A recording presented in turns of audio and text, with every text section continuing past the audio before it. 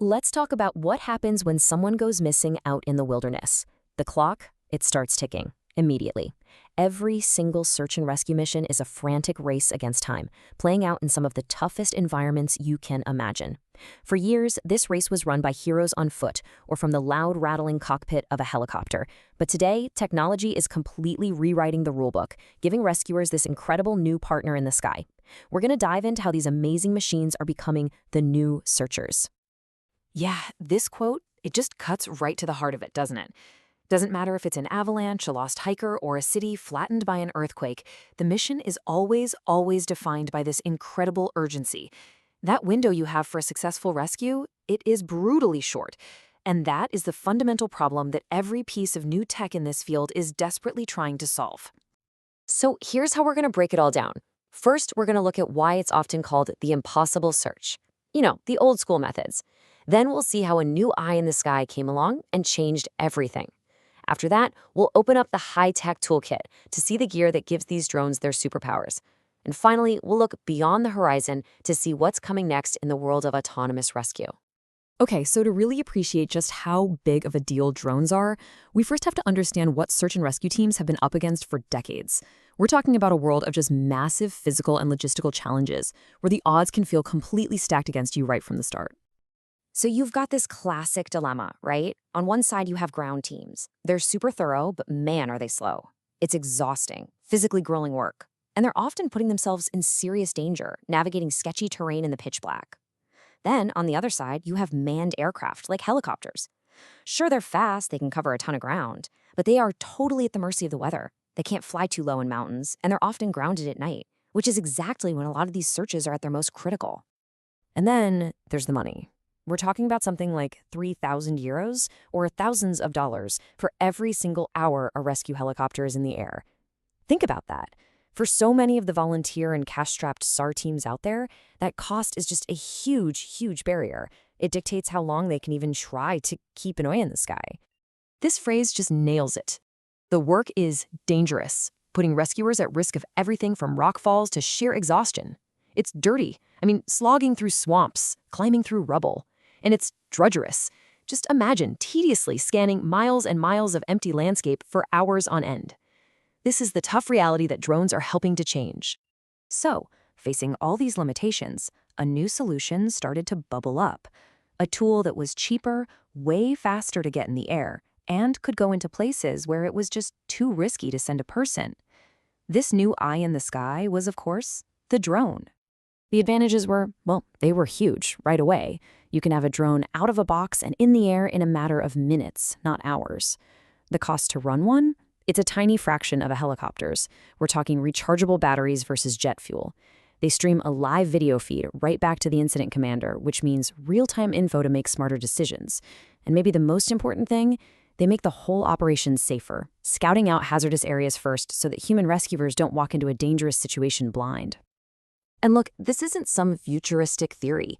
This is a proven, life-saving technology that's working right now.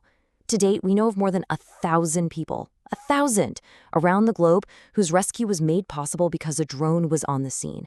That's over 1,000 families that are whole today because first responders had this tool in their hands. Okay, so we've established that drones are incredibly effective, but how do they actually do it? What's the secret sauce? What gives this little flying machine the ability to find a needle in a haystack? Well, let's open up the high-tech toolkit and check out the amazing sensors that make it all happen. This is the first, most basic challenge, right? A normal camera works just like our eyes. It needs light, and it needs a clear line of sight. But what happens when the sun goes down, or when someone is lost under a thick canopy of trees? You need a whole new way of seeing. And the answer is thermal imaging. This is the real game changer. Instead of looking for a person, the drone is looking for heat. A thermal camera sees the infrared energy that a warm body gives off, and it creates a heat signature that just pops against the cold background. It works in total darkness, it can see through smoke, and it can spot a person huddled under trees where they'd be completely invisible to the naked eye. It's like giving the drone heat vision.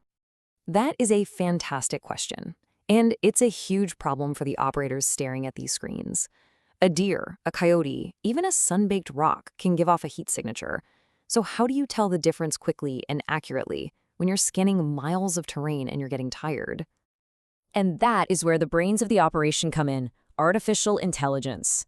The software on these drones is running AI models that have been trained on thousands upon thousands of images of people in all sorts of rescue scenarios.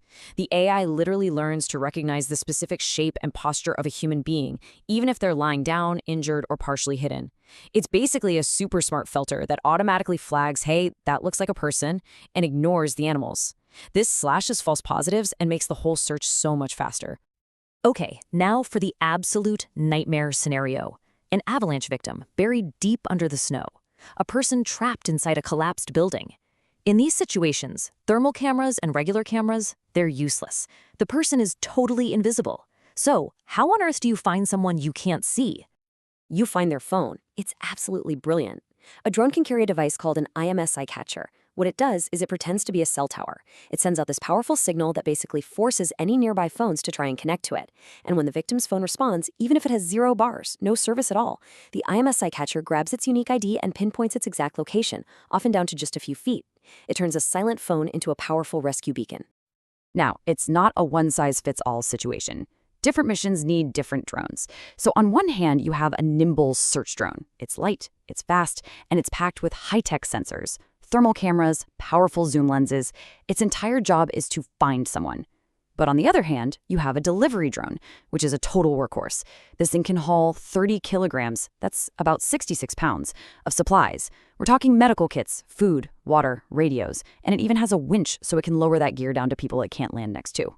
So we've seen the incredible tools that are being used right now, but this technology is moving at a crazy pace. So let's look ahead, beyond the horizon, to a future where these missions are going to be even faster, even smarter, and way more autonomous.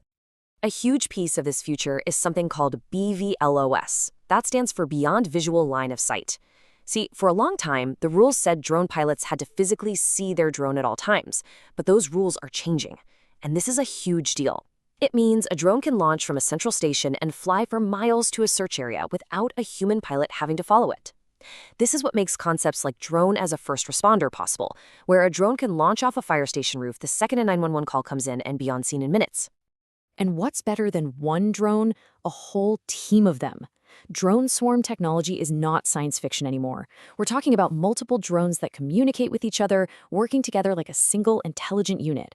Instead of one drone methodically flying a grid pattern, a whole swarm can show up, automatically divide a huge search area between them, and scan every single piece of it at the same time. The speed and efficiency are just off the charts. So let's put all the pieces together. Picture this future rescue mission. An earthquake hits. Step 1. A BVLS drone swarm launches from a command center 50 miles away. Step 2. The swarm gets there, automatically carves up the disaster zone, and starts searching. Step 3. One drone's AI gets a hit, a heat signature under some rubble. Step 4. Another drone with an MSI catcher zips over, confirms a phone signal, and locks on to the exact location. Step 5. A heavy lift drone is dispatched, arriving to winch down water and a first aid kit. And finally, Step 6. The ground teams, instead of searching blindly, are guided directly to the precise GPS coordinates for the rescue. That is the kind of seamless teamwork we are heading towards. And this all leads us to a final, really tricky question. As these drones go from being simple tools to autonomous partners that can actually make decisions, things get complicated. If an AI-powered swarm decides to search one area before another, and that decision leads to a bad outcome, who's responsible? Is it the human commander? The person who programmed the AI? The company that built the drone? There are no easy answers here, but it's a conversation we absolutely have to have as this amazing, life-saving technology keeps pushing the boundaries of what's possible in that relentless race against time.